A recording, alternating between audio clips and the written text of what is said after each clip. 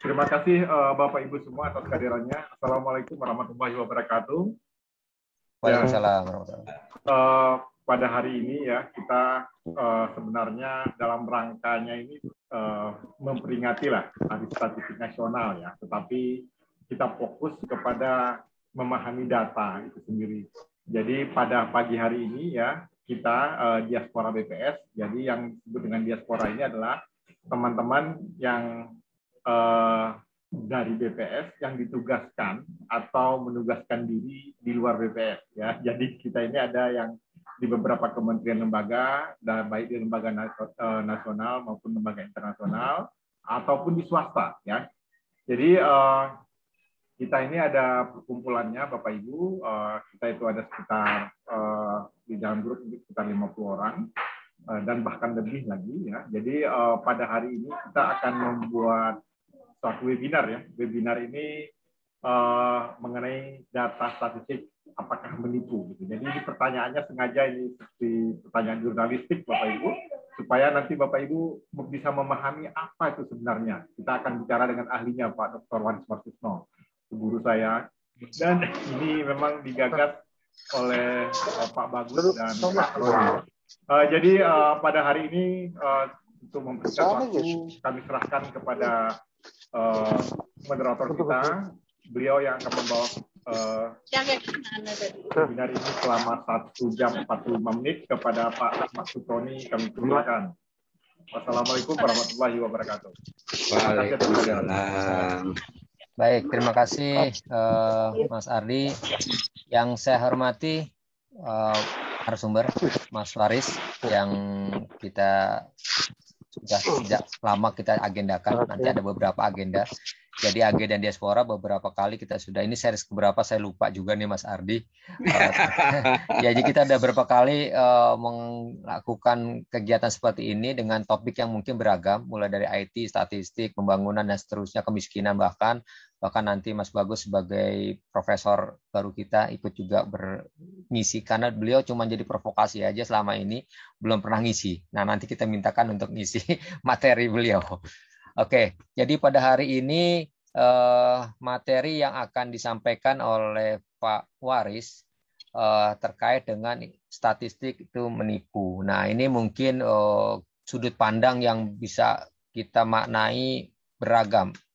Ya, jadi sebagai informasi, Mas Waris, peserta hari ini bukan hanya dari alumni BPS, tapi juga umum sifatnya. Jadi kami membuka kesempatan kepada siapapun. Namun karena memang ini kalau dibuka lama-lama banyak. Jadi kemarin kita mau bukanya tidak terlalu lama sehingga cukup orang-orang yang intensitasnya mempunyai keminatan yang cukup.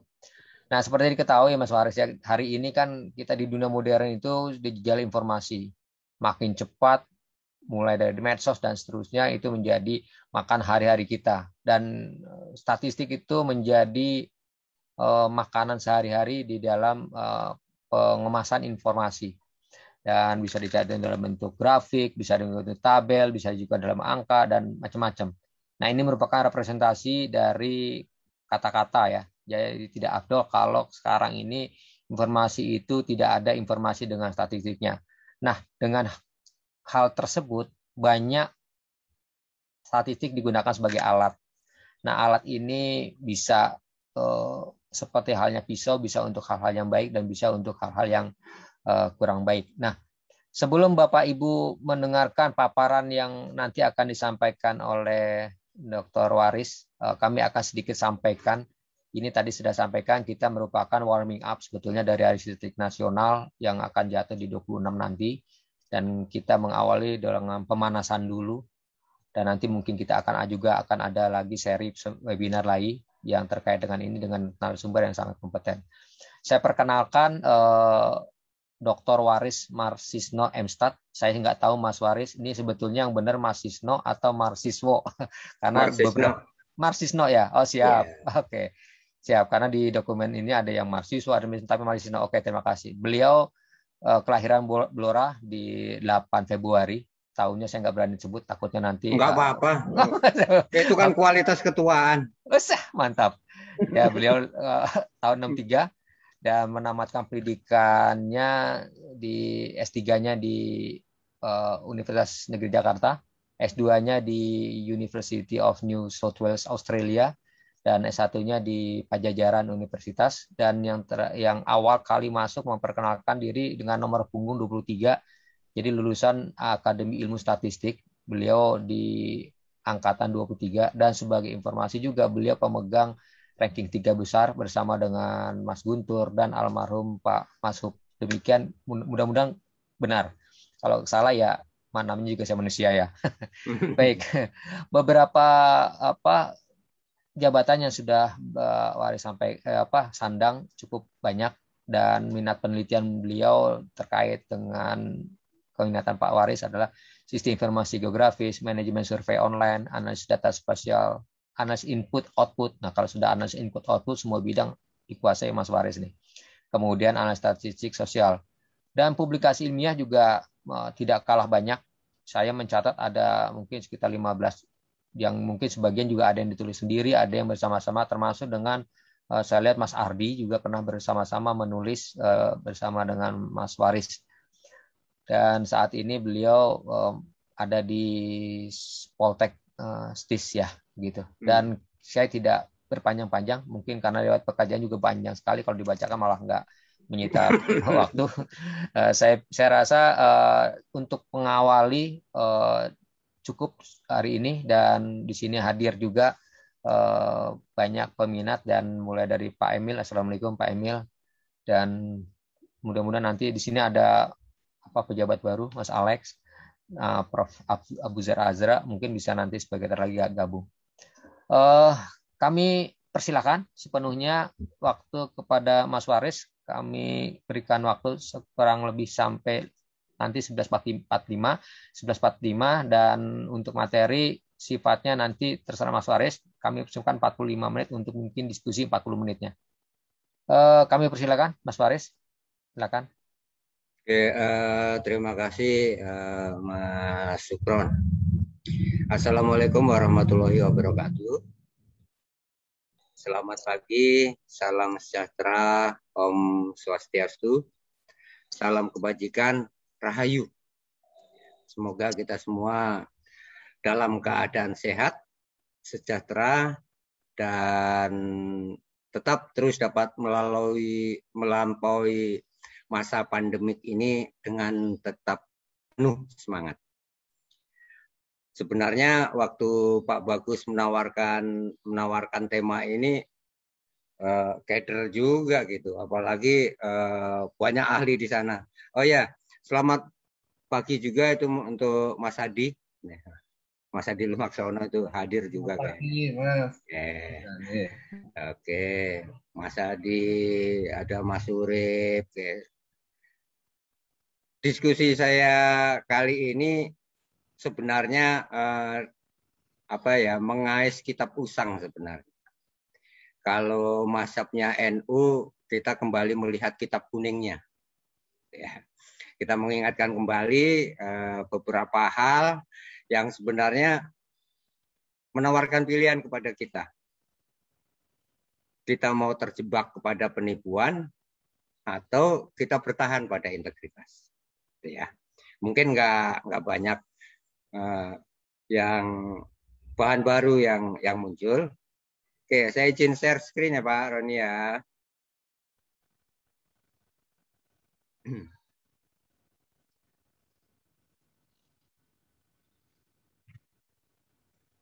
Oke, saya yang ditawarkan Pak Bagus temanya saya kemas menjadi judul ada. Tapi sebenarnya di depannya ada huruf kecil harusnya. Mungkinkah data statistik menipu? Nah, kerangka pikir yang saya gunakan sederhana sebenarnya. Kita melihat definisi dari masing-masing kata tersebut. Tinggal saya beri tanda tanya. Gitu. Misalnya tentang data. Apakah yang kita sebut dengan data? Dan mengapa kita harus berhubungan dengan data? Yang kedua, mengapa kita memerlukan statistik? Dan bagaimana itu bisa mempengaruhi kehidupan kita?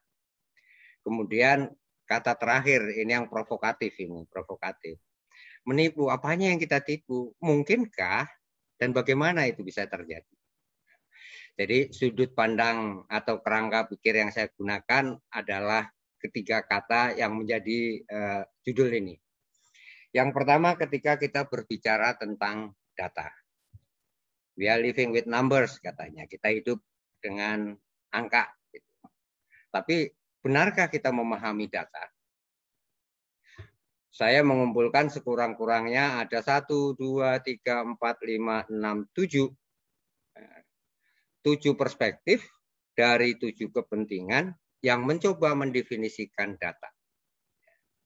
Dari kesemua definisi ini, ketika saya mau mencoba menarik manakah definisi yang paling cocok, ternyata nggak ada keseragaman. Masing-masing bidang ilmu, masing-masing ilmuwan, masing-masing orang yang berkepentingan, ternyata membentuk konseptual, membentuk imajinasinya tersendiri tentang data.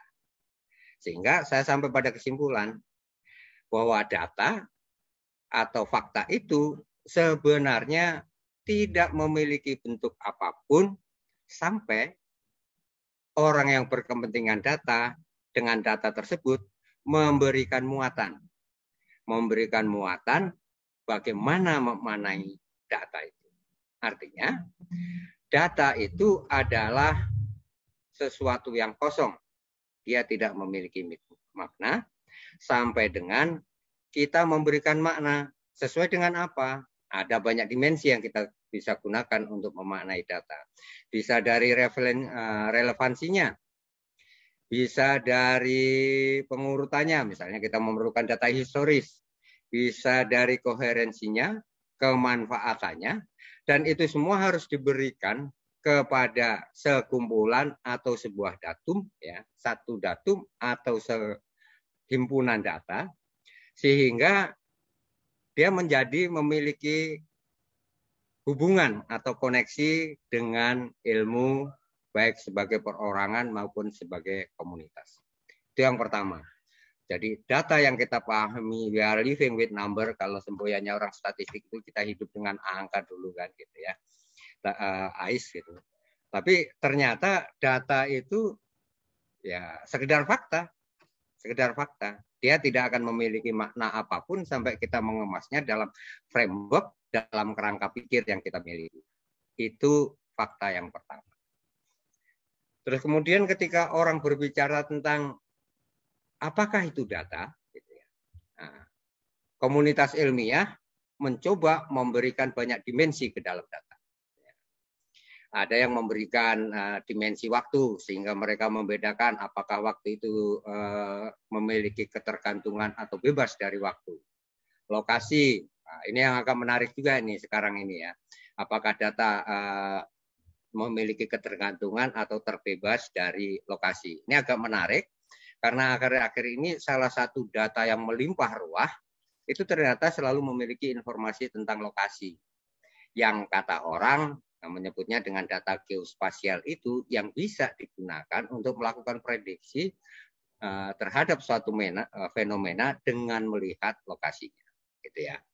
Ada juga yang memberikan referensi terhadap data berdasarkan sifat atau karakteristik mampu dia tidak dikuantifisir. Kalau dikuantifisir, apakah data tersebut deterministik, terjadi dalam satu waktu dan pasti hanya itu, atau dia stokastik yang berubah sesuai dengan kondisi yang dihadapinya. Bisa juga kalau teman-teman dari komputasi ngelihat data, membedakannya menjadi 3 hal ini. Apakah dia berbentuk numerik, berbentuk grafis, atau simbolik, misalnya simbol-simbol warna dan sebagainya.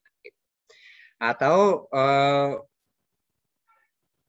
bagaimana cara kita memperoleh data? Apakah dia primer, apakah turunan, ataukah prediksi berdasarkan teori tertentu yang kita gunakan. Nah, ini komunitas ilmiah memandang data aja menggunakan berbagai referensi terhadap data tersebut. Nah, itu menunjukkan bahwa data atau fakta itu ternyata bukan as simple as we seen, ya.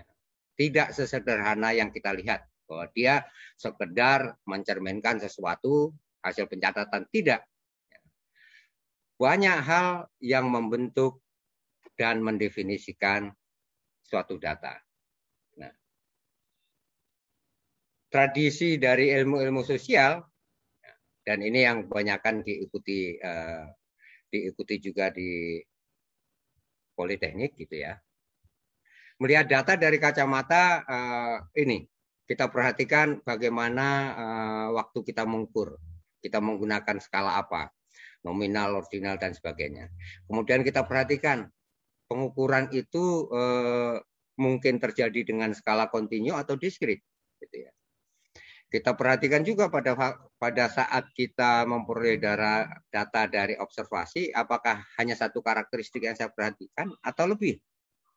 Saya lihat juga apakah datanya ini merupakan data kuantitatif yang bisa saya ukur secara deterministik atau kualitatif berdasarkan pendapat responden. Nah, disinilah masuknya bahwa yang namanya objek statistik bukan sekedar objek yang diobservasi atau dari hasil proses percobaan, tapi bisa juga berdasarkan akumulasi knowledge atau pengetahuan yang dikuasai oleh seseorang yang pada akhirnya membangun opini, perasaan, dan sebagainya yang dimiliki oleh orang tersebut.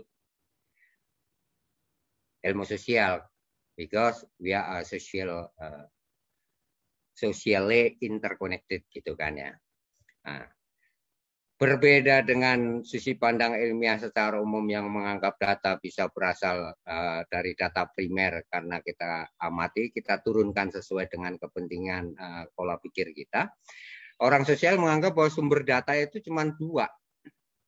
Primer ketika saya memperoleh data langsung dari objek observasi. Another type of data collection kita bilang sekunder karena bersumber dari orang lain.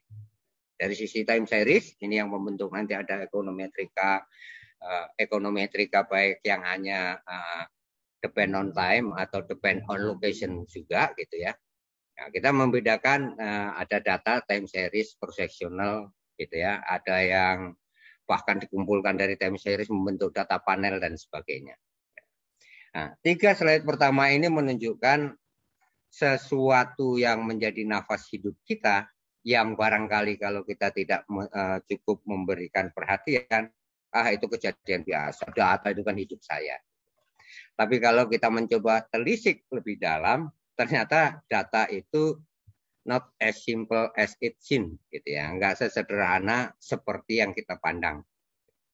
Banyak kepentingan dan dia memiliki muatan sesuai dengan frame yang kita berikan.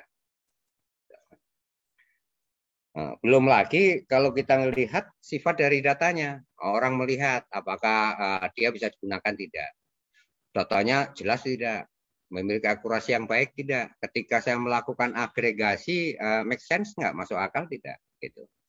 Ketika dia mau saya ringkas, saya ambil informasi intinya saja, mampu tidak saya ngambil. Nah, kemudian refinement-nya atau perbaikan sesuai dengan setiap menggunakan data kan kita menggunakan frame atau model gitu. Cocok enggak dengan kebutuhan kita?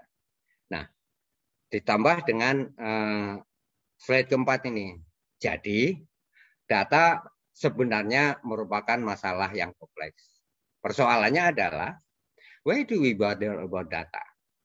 Kenapa kita perlu data? Mengapa itu penting? Ada infinite kebutuhan sebenarnya. Kebutuhannya tak terhingga sebenarnya. Tapi kalau kita lihat 3 kelompok saja lah. Secara personal orang membutuhkan data karena semata-mata hanya ingin memenuhi rasa keingintahuan, dan begitulah takdir manusia. Ya. Kita lewat suatu gang, lihat kerumunan, nah kita mencoba mencari datanya, ada apa, gitu kan? Begitu kita sampai suatu jalan yang tadinya lancar tiba-tiba harus antri, kita biasanya nggak memperhatikan antrian sudah panjang. Begitu kita sudah berhenti baru nanya apa yang terjadi. Nah, jadi satisfy our curiosity. Kemudian Bisa juga karena salah satu sifat dari manusia itu drive by curiosity, they want to accumulate their knowledge gitu ya, memperoleh pengetahuan baru. Itu dari level personal. Dari level komunitas, bisa juga orang berkepentingan terhadap data karena dia ingin terlibat ke dalam suatu pengambilan kebijakan, pengambilan keputusan. Ingin terlibat dalam diskusi tentang suatu kebijakan. Bahkan ada juga yang ingin terlibat dalam aksi yang berkepentingan terhadap yang berkaitan dengan kebijakan publik yang sedang terjadi. Atau sekedar kita melakukan knowledge accumulation di dalam suatu komunitas. Kita membangun pengetahuan untuk suatu komunitas. Nah, biasanya yang 1-2 itu terjadi without our awareness. Kita nggak terlalu aware lah bahwa kita memiliki kebutuhan personal, kebutuhan komunitas. Yang paling aware biasanya kita merasa butuh data itu kalau ada work related. Karena ini biasanya berkaitan langsung dengan ngebulnya dapur kita. Dalam konteks work related, mengapa kita memerlukan data? Ya, misalnya kita bisa berbagai hal yang di kanan itu, ya. Yang berbagai hal yang terkait dengan institusi, organisasi, usaha atau kelompok di mana kita bekerja. Data dimanfaatkan menjadi berbagai hal seperti itu. Tapi sebelum kita lanjutkan, kita sepakat dulu. Kalau kita ngomong data, biasanya kita akan bilang observasi. Bahasa yang biasa digunakan di BPS, responden. Karena sebagian besar data kita basisnya adalah rumah tangga. Artinya kita nggak mungkin mengamati rumah tangga, dari rumah tangga tersebut dengan kedipan mata kita tahu, oh ada 4 anggota rumah tangga. Dari lambaian tangannya kita tahu, oh dia pendapatan, nggak mungkin. Jadi kita akan berhadapan dengan manusia. Jadi ketika kita ngomong observasi, itu artinya adalah proses untuk mencatat sebuah datum. Jadi data itu plural, singularnya kan datum. Kita ingin mencatat suatu fakta. Nah, orang sering ngomong fenomena, ya. Fenomena itu sebenarnya juga jamak. Kalau tunggalnya kan fenomenon, gitu ya. Itu terjadinya fakta yang kita catat tadi itu kita anggap fenomena. Siapa tahu nanti di belakangnya kita menggunakan itu untuk sebagai bahan diskusi. Nah, itu data. Dia messy, ya. Dia memiliki berbagai dimensi, tetapi data tetap tidak memiliki bentuk. Yang memberi bentuk adalah mereka yang akan menggunakan. Terus kemudian tentang statistik, mengapa kita memerlukan itu? Nah, mungkin sebagian besar Bapak Ibu dan termasuk saya pada suatu titik tertentu, gitu ya, karena tuntutan pekerjaan jadi working related experiences, gitu ya, kita diminta untuk membuat konklusi. Atau ada permintaan kita untuk mengambil keputusan, memberikan alternatif yang bisa dipilih oleh institusi untuk dieksekusi, atau sekedar mencari solusi atas suatu masalah. Nah, ini biasanya untuk teman-teman yang kerja di proses produksi, gitu. Misalnya kenapa dalam 3 minggu terakhir gitu semua prosesnya kok sebagian, mohon maaf ini listrik saya sudah mulai habis, gitu ya. Sebagian besar prosesnya defect atau gagal. Apa yang bisa kita lakukan, misalnya? Nah, ketika kita menghadapi hal seperti itulah, kita berkepentingan untuk menggunakan statistik, kan gitu. Kita berhadapan dengan itu, ya. Dan pada saat itulah secara tidak langsung, karena terutama bagi teman-teman yang lulusan AIS, STIS atau Politeknik Statistika STIS, begitu berhadapan dengan kasus seperti itulah our statistical thinking will come into action. Gitu. Kita akan didrive di bawah sadar kita untuk berpikir dengan cara pendekatan statistik. Beberapa pertanyaan yang bisa muncul, oh, apa ya data yang harus saya gunakan untuk menghadapi persoalan ini. Bagaimana ya kita bisa mengumpulkannya? Alat statistik apa yang kita bisa gunakan? Dan itu bisa muncul begitu saja, walaupun mungkin dalam kehidupan sehari-hari gitu ya,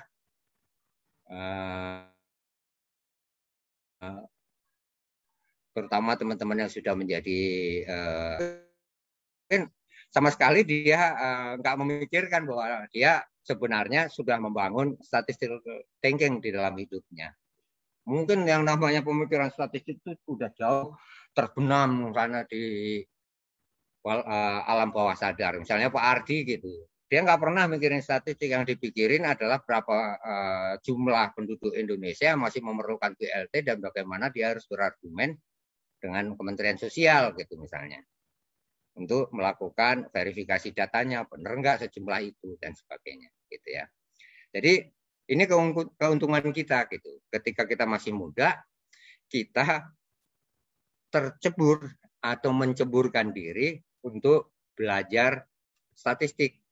Jadi ketika ada apapun yang kita hadapi, yang muncul pertama sebagian besar ya berdasarkan pengalaman dan obrolan saya dengan teman-teman lain gitu. Kita langsung mikirnya secara statistik, gitu ya. Secara tidak sadar. Gitu. Jadi kita ketika kita dihadapkan dengan berbagai persoalan ya, 3 diantaranya ini ya, biasanya pemikiran statistik kita yang muncul menjadi salah satu alternatif yang kita pertimbangkan. Nah, dan mengapa begitu? Mengapa kita memiliki pengalaman atau pemikiran statistik yang seperti itu? Kita semua dulu duduk di tempat yang sama. Suatu ketika pasti kita pernah berkenalan dengan konsep ini kan, gitu ya. Yang di kanan itu populasi, ragam manusianya banyak, dan sebelah kiri sedikit. Tidak mungkin saya melakukan objek observasi terhadap jumlah penduduk yang begitu banyak dengan waktu yang sedikit, biaya yang terbatas. Alasan klasik kan gitu ya, man money gitu ya, material gitu. We have limited resources available for us gitu. So that we decide to select sample. Hubungannya kan seperti itu. Ketika populasi menjadi sampel, ya saya memilih. Yang di kanan fungsinya hanya sebagai basis kerangka sampling. Kan gitu. Dari kerangka sampling, kita memperoleh sampling frame, kita memperoleh penimbang. Nah, dasar sampling frame dan penimbang itu tadi yang memungkinkan kita melakukan inferensia kan, gitu ya. Jadi sampel ini saya balikkan lagi untuk melakukan estimasi karakteristik terhadap populasi. Karakter-karakter apa yang ada di populasi? Bagaimana dugaan saya terhadap parameter-parameter populasi? That's we are. Ya. Itulah kita. Ya. Kita dipaksa untuk itu karena kita memiliki pengalaman, sudah belajar. Bagaimana dunia yang messy itu saya simplifikasi dalam bentuk sampel, sehingga informasinya kemudian bisa saya gunakan untuk membangun cakrawala yang luas, kita kembalikan kepada populasi. Gitu. Dan itulah sebabnya zaman saya dosennya almarhum Pak Paswarta gitu. Ketika saya belajar saya tidak menyadari bahwa itu merupakan salah satu ilmu yang penting. Bahwa melempar dadu dengan peluang setengah itu ternyata bisa membimbing pemahaman kita terhadap berbagai kasus probabilitas yang lain. Waktu itu ngapain sih? Saya lempar-lempar juga nggak memiliki makna, peluangnya setengah gitu dan sebagainya. Tapi ternyata itu menjadi basis kita untuk melakukan inferensia di kemudian hari. Oke. Terus kemudian bagaimana itu terjadi dan mengapa kita perlu melakukan itu? Nah, ini adalah fakta. Kita manusia berusaha memahami dunia, memahami bagaimana mekanisme itu terjadi. Dengan kacamata apa? Dengan kacamata statistik. Karena we are trained as a statistician. Kita ini dilatih untuk menjadi statistisi. Pandangan kita walaupun kita udah buang jauh-jauh tetap aja akan kembali ke sana. Sehingga untuk memahami betapa kompleksitasnya dunia ini dan kenapa saya menggunakan logo gajah di sebelah kanan dari hasil vektor gitu ya. Estimasi grafis dengan vektor. Itu sebenarnya dari dunia yang relatif kompleks, jelimet, informasinya almost infinite ya, gitu ya. Datanya almost infinite, tapi kan nggak mungkin saya bisa memahami mekanisme cara kerja dunia itu kalau saya melihat dunia as it is. It's too complex ya. Kemampuan otak kita bahkan kemampuan dua superkomputer pun tidak akan mampu untuk menangani itu. Ilustrasinya jelas itu di situ ya. Nah, gajah ini kalau saya lihat gajahnya, iya saya tahu ini binatang. Tapi di bawah gajah itu bentuk rumputnya pun kita harus identifikasi satu persatu kan. Oh ada yang tegak, ada yang roboh, yang sekian senti dia bentuknya seperti apa. Inilah kompleksitas realitas dunia. Kalau kita mikirkan seperti itu, seumur hidup kita hanya ingin berusaha mencari detail tentang dunia. We will act nothing. Kita tidak akan melakukan apapun. Ya. Ada yang melihat, oh ini gadingnya aja ukurannya sekian, dari ujungnya sekian mili dan sebagainya. It's too complicated, gitu ya. Padahal dalam pengambilan keputusan, dalam terjadinya suatu fenomena, ada bagian dari informasi yang saya anggap esensial dan memiliki pengaruh besar, dan ada bagian yang tidak berpengaruh. Misalnya, detak jantungnya gajah ini nggak akan dipengaruhi oleh posisi rumput. Nah, kita bisa eliminate. Karena itu kalau orang melakukan pemodelan statistik, Y equal to function of X plus epsilon. Semuanya kita masukkan epsilon, except those who are really essential to form Y. Kan gitu. Hanya yang membentuk Y saja yang kita pertahankan kan gitu. Yang menurut kita paling esensial. Nah, ketika kita menghadapi realitas dunia itulah, nah, our thinking about statistical modeling and our ability to describe the essential things itu yang akan mengambil peran. Dan ini sebenarnya kan ilmu sampling sebenarnya. Dari ini yang saya anggap penting cuma ini aja. Gitu. Karena dengan ini saya dengan biaya yang lebih murah, dengan sampel yang lebih murah, saya akan memperoleh gambaran gajah memiliki 4 kaki, 1 belalai, ya, ada gadingnya, gitu, ada ekornya, ada kaki dan sebagainya. Is that perfect? Tidak. Tantangan orang statistik sederhana. Bagaimana kita bisa merepresentasikan dunia yang begitu complicated dengan pemodelan yang kita buat.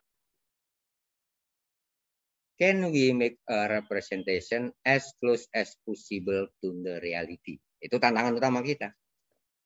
Apakah itu mudah? No. Tidak selalu mudah. Bahkan ada beberapa fenomena yang tidak mungkin untuk kita modelkan. Nah, mulai kita memiliki keterbatasan. Ya. Dunia itu ternyata tidak sesederhana seperti yang kita lihat. Ya. Kita memandang dunia itu terbangun dari semua knowledge, semua experiences yang terakumulasi dalam kita.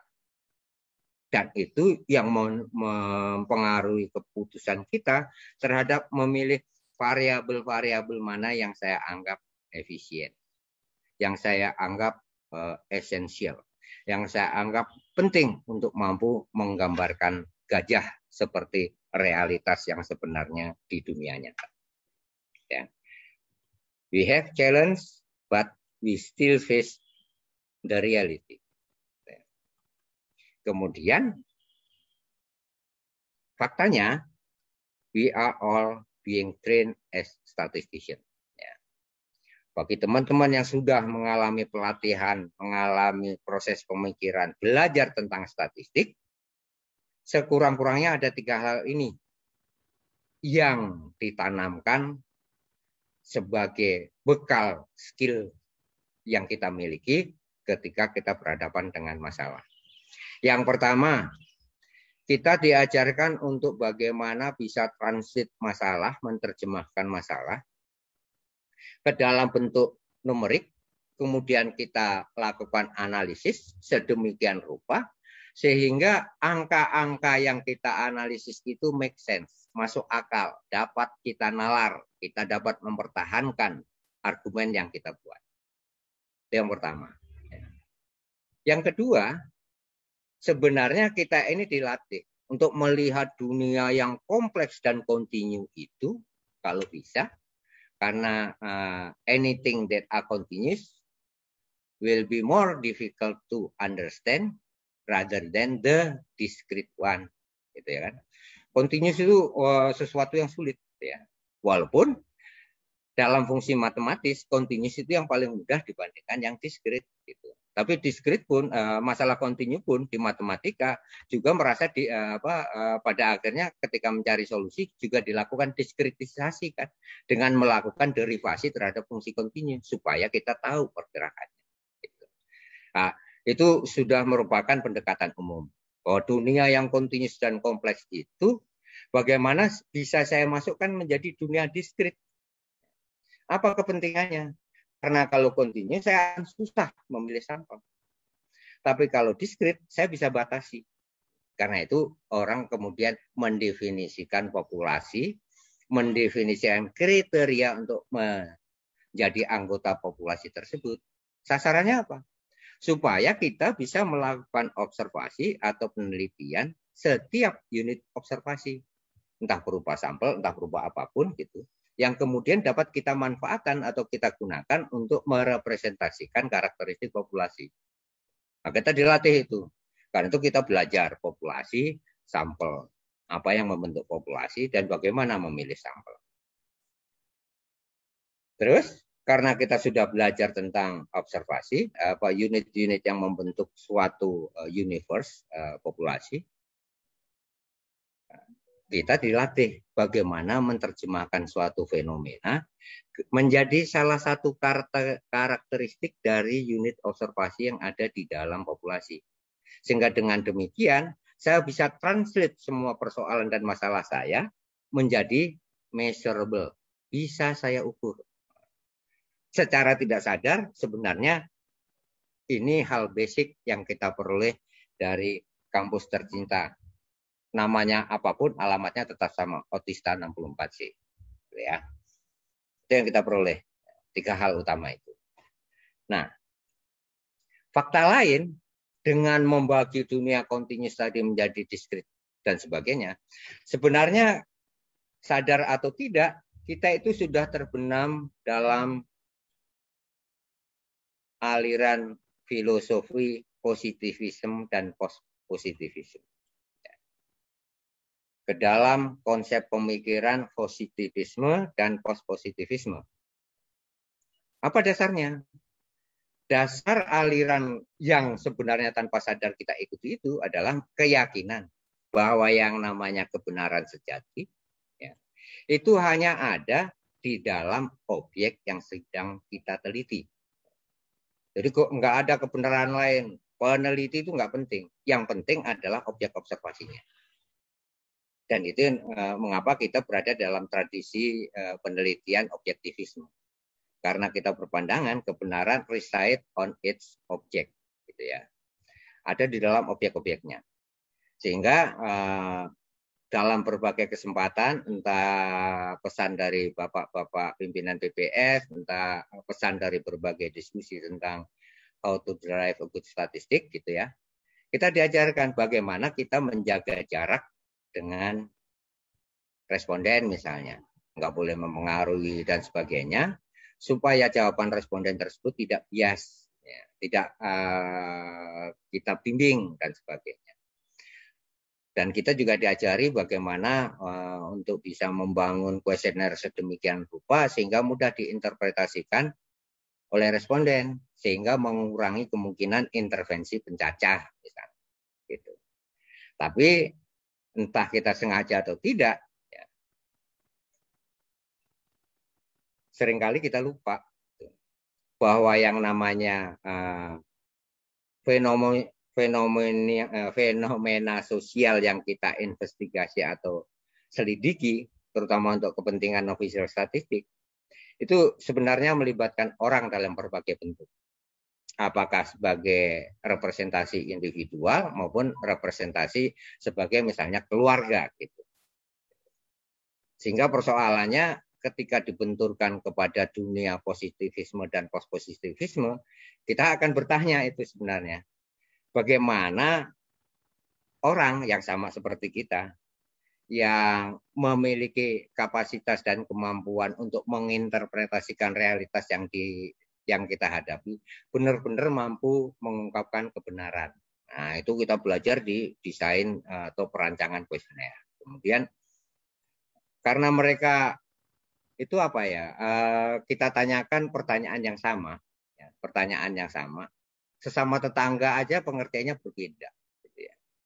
Itu variasi yang muncul ketika kita menghadapi fenomena yang kita terjemahkan menjadi persoalan statistik. Nah, sekarang kita sadar, kita di dunia positivisme yang yakin bahwa kebenaran hanya ada di objek penelitian, tapi dihadapkan pada kenyataan bahwa yang namanya responden atau objek observasi kita itu ternyata manusia yang memiliki pemikiran dan interpretasi dan pemahaman tersendiri terhadap semua realitas yang dihadapi.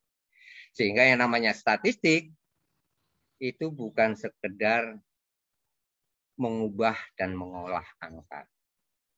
Ada sesuatu di sana.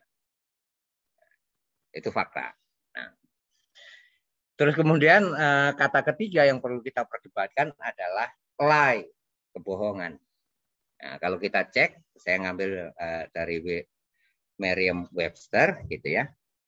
Apa yang disebut dengan kebohongan itu adalah pernyataan yang tidak benar ya, dan niatnya menipu, gitu kan, menipu.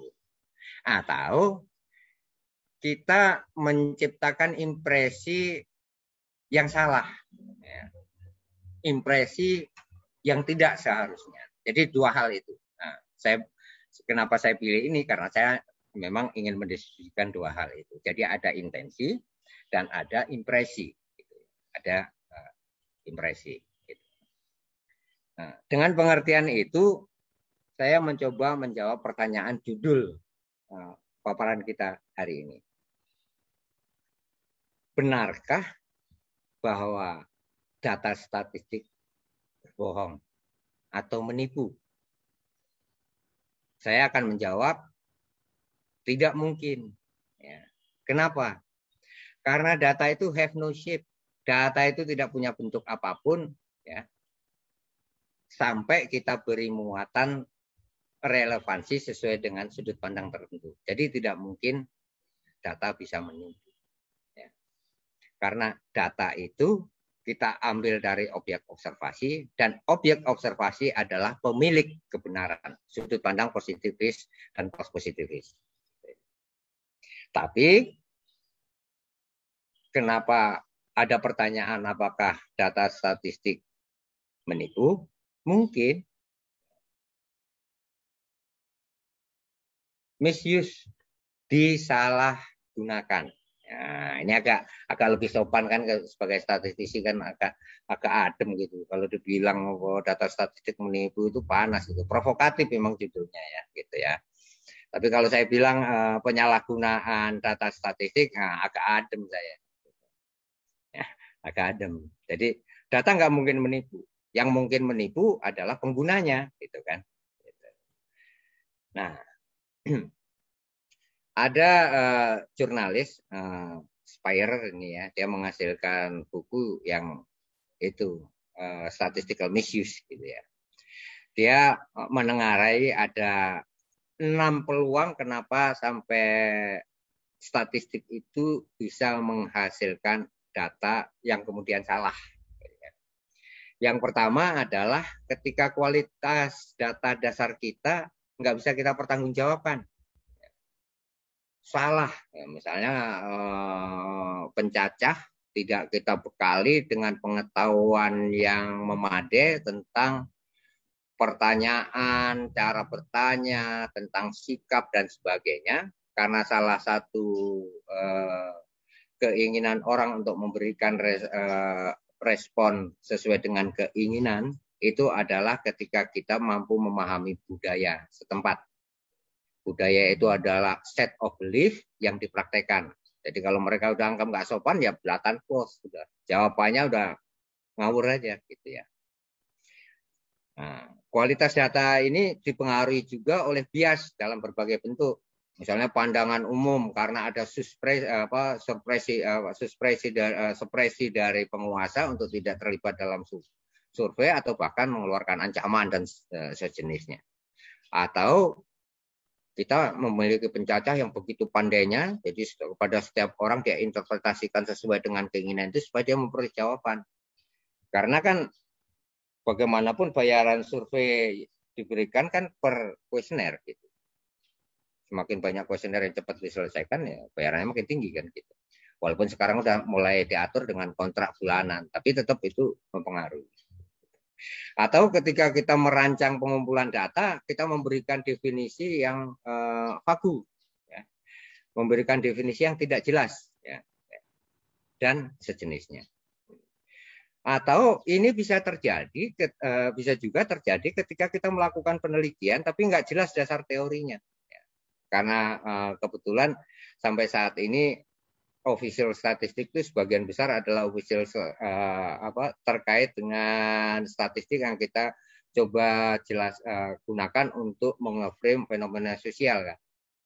Dan dalam fenomena sosial itu kan ada banyak tradisi dan teori yang bisa kita jadikan basis.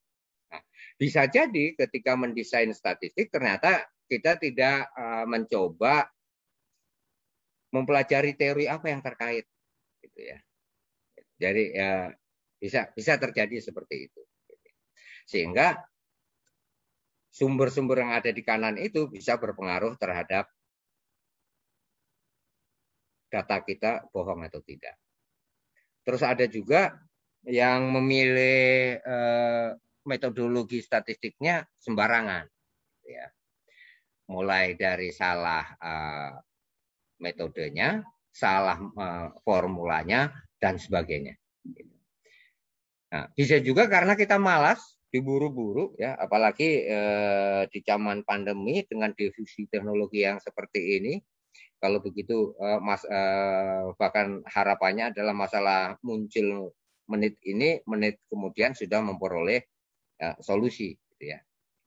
Nah, itu juga tekanan-tekanan limited in time itu juga bisa menjadi tekanan terhadap kemungkinan misuse of statistik tadi. Ya, bisa, ya. Gitu. Dan yang dua terakhir ini penting ini. Karena memang misalnya orang tidak memiliki literasi yang memadai terhadap subject matter. Konteks-konteksnya, masalah-masalah yang ditanyakan ternyata tidak dipahami oleh sebagian besar orang. Atau secara sengaja datanya dihilangkan supaya tujuan penelitiannya tercapai. Ini penyakit-penyakit yang memungkinkan statistical data being misused. Nah, tapi kalau lie data tetap tidak, gitu ya. Nah, di banyak situs yang mendiskusikan tentang data, saya ketemu salah satu yang bagus itu dari Kekobord, gitu ya. Dia mengidentifikasi sumber dari misleading itu ada di mana. Oh, ternyata itu datang dari proses. Karena statistik itu kan proses, gitu.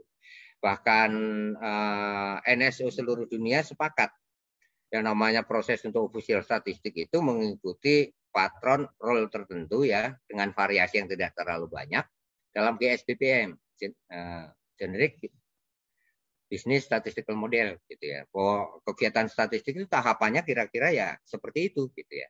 Dan kalau kita ringkas, kegiatan statistik itu kan ya ini ya, mengumpulkan, mengolah, menyajikan ilmu statistik. Collection, ya. Pada saat kita mengumpulkan data, apa saja kemungkinan kesalahannya? Mulai dari ketidakcukupan sampel sampai dengan sembarangan dalam menyusun kuesioner misalnya. Itu bisa menghasilkan statistik yang misleading. Pada saat melakukan analisis, kita memberikan interpretasi yang sembarangan karena kita tidak memberikan definisi yang baik terhadap setiap variabel yang dikumpulkan sesuai dengan kepentingan kita. Gitu. Nah, kalau untuk publik mungkin dampaknya nggak terlalu besar. Tapi let's say about business, in particular establishment, gitu, di perusahaan tertentu, gitu ya. Kalau kita sembarangan, oh mereka minatnya tinggi, kita produksi udah tinggi, kita alokasikan seluruh sumber daya untuk membeli material di situ, data kita sembarangan, udah diproduksi nggak laku kan gitu. Kalau di dunia bisnis, dampaknya akan cepat terlihat. Dari sisi penyajian data, apalagi sekarang kita memasuki seperti yang Pak Roni bilang tadi, memasuki dunia visualisasi. Segala sesuatu yang tampak di mata lebih mudah kita pahami daripada yang tersirat di dalam teks, gitu ya, kan gitu. Nah, dengan berbagai teknik, kita merasa tidak menipu, gitu ya. Datanya benar kok, saya sajikan seperti itu. Tapi kalau ada intensi di kita, ya, untuk supaya mengesankan sesuatu, sebenarnya please deh ya, ask ourselves, gitu ya. Kita sedang melakukan misleading tidak? Catatan itu menjadi penting, ya. Ini beberapa contoh misleading, ya. Dari Spire tadi itu jurnalis sebenarnya. Dia ngelihat dari kacamata jurnalistik. Bagaimana statistik bisa dimanfaatkan untuk mempengaruhi opini orang, gitu ya. Nah, ini beberapa contoh ini. Ya, contoh yang pertama yang ada di pojok ini, ya, ini datanya sama. Tapi untuk menimbulkan kesan supaya interest rate kita itu ternyata perkembangannya luar biasa. Dia apa? Dia potong skalanya. Hanya untuk menonjolkan, wah interest rate perkembangannya ini. Padahal kalau kita lihat poinnya, ya nggak seberapa ini. Sehingga kalau kita menggunakan skala yang benar, sebenarnya interest rate itu nggak ada masalah. Nah ini kan kita menyajikan ini dengan maksud untuk membangun opini supaya orang mulai gelisah terhadap suku bunga. Misalnya. Atau tanpa sadar, kita anggap, oh ini bagus ini grafiknya. Tapi ada persoalan di sini. Di sisi kiri ini intervalnya nggak sama. Sehingga apa yang direpresentasikan dalam bentuk kurva ini sebenarnya misleading juga. Gitu ya. Karena menggunakan interval yang tidak sama. Atau di sini, kita abaikan labelnya. Nah, itulah untungnya kita belajar, kalau saya dulu dari almarhum Pak Asis belajar, bagaimana membuat tabel, bagaimana membuat grafik, dengan komponen yang jelas. Dan itu yang sekarang tetap dipatuhi oleh official statistik. Walaupun dianggap kuno, tapi hal itu yang menjaga kita supaya terbebas dari misuse of statistical data. Ini beberapa contoh. Nah, kalau mau ngelihat dampaknya, I have another one more example. Ini masalah terbaru. Masalah COVID. Ini diinvestigasi oleh SciDev. Ini himpunan ilmuwan yang berkepentingan untuk menjaga supaya proses pengambilan keputusan itu tetap transparan, gitu ya. Dari data dari investigasi dia terhadap penanganan COVID, ternyata pada saat pandemi ketika orang memperjuangkan hidup mati mempertahankan nyawa sekalipun, gitu, ada saja pihak yang berkepentingan dan ngambil keuntungan dari itu. Caranya dengan apa? Dia lakukan covering up data. Orang melakukan pengumpulan data, jurnalis yang mencari fakta, dia tidak izinkan, dia suppress. Dia suppress semuanya. Gitu. Ujung-ujungnya apa? Ketika itu tidak bisa dikendalikan, ternyata ini kasusnya di Brasil dan Filipina. Gitu. Jadi dengan data sendiri tidak mungkin menipu, tapi pengguna data dan yang memproduksi data yang bisa menipu. Nah, dari berbagai uraian tadi saya sampai pada dua kesimpulan. Yang pertama yang namanya statistical data itu dihasilkan dengan niat dan intensi, ya, dengan tujuan dan intensi atau niat tertentu. Gitu. Tapi saya tetap yakin, ya saya harus yakin karena saya statistisi, gitu ya, bahwa yang namanya data statistik tidak mungkin berbohong. Tapi untuk berbagai alasan mungkin saja dia misuse. Misuse kenapa? Karena kita tidak jelas dengan datanya itu sendiri. Ya, gitu. Nah, implikasinya apa? Nah, ini baru cocok dengan bidang keilmuan saya. Ya. Implikasinya apa? Bahwa keterampilan dan pengetahuan tentang statistik itu memang penting untuk dapat mencegah terjadinya misuse. Tetapi yang lebih penting daripada itu, ya, good attitude itu more important than anything else. Jadi sikap, ya, perilaku kita, ya, perilaku yang kemudian kita terjemahkan dalam praktek statistik itu yang paling berpengaruh terhadap penggunaan statistik. Dan ada kutipan yang bagus, ya. Ini sejalan dengan tema kita ini. George W. Buck ini insinyur jembatan dari Inggris, ya. Dalam proses kerjanya dia menggunakan banyak data statistik gitu. Dan dia menemukan bahwa statistik itu nggak bohong. Yang sering kali bohong siapa? Nah, ini yang membuat agak sakit hati, tapi bagus juga supaya kita juga berhati-hati. Nah, statistik don't lie. It's the people who make up the statistic that lie. Jadi yang bohong itu adalah produsen statistiknya. Nah, supaya kita tidak terjebak itu tadi, ya kita harus bisa menciptakan SDM yang memiliki good attitude on statistical process, gitu kan, gitu. Dan banggalah menjadi orang yang belajar statistik. Karena kata Bernard Shaw, ini produsen film sih sebenarnya, tapi dia ini ilmuwan juga, gitu ya. Nah, salah satu tanda orang yang pandai itu adalah orang yang bisa tergerak hatinya dengan melihat statistik. Artinya dia memiliki pertimbangan bahwa statistik adalah merupakan alat untuk merekam dunia, ya. Sehingga kalau kita bisa tergerak oleh statistik, kita bisa tergerak oleh fakta yang ditemukan oleh para ilmuwan. Barangkali cukup itu yang saya sampaikan. Terima kasih dan mohon maaf atas segala kekurangannya. Terima kasih atas waktu dan perhatian yang diberikan. Waktu saya kembalikan ke Pak Roni. Terima kasih Pak Roni. Baik, terima kasih Pak Waris. Luar biasa paparannya. Pelajaran 3 semester nih kayaknya Mas Waris. Diramu dari ilmu plus pengalaman. Dan jam terbangnya Mas Waris yang sudah cukup diakui oleh banyak kalangan. Karena kiprahnya juga nggak hanya main di dalam, tapi di luar BPS juga beliau berkiprah. Dan belum perlu menyimpulkan. Jadi teman-teman bahkan peserta hari ini, kami mempersilakan untuk bertanya atau boleh juga menambahkan ataupun merespon. Bahkan kalau diperkenankan mendebat juga nggak ada masalah. Nggak masalah. Nggak ada masalah. Kami persilakan, sifatnya ini terbuka, open mind, yaitu terbuka, tidak ada yang dibatasi, sehingga dari latar belakang apapun ilmu yang mungkin akan dicoba di-argue, kami persilakan. Kami persilakan untuk 3 penanya dulu untuk bisa raise hand. Pertama sudah ada Mas Tono. Untuk berikutnya masih ada lagi sebelum kami, Mas Tono silakan. Oke, atau sambil menyusul nggak masalah.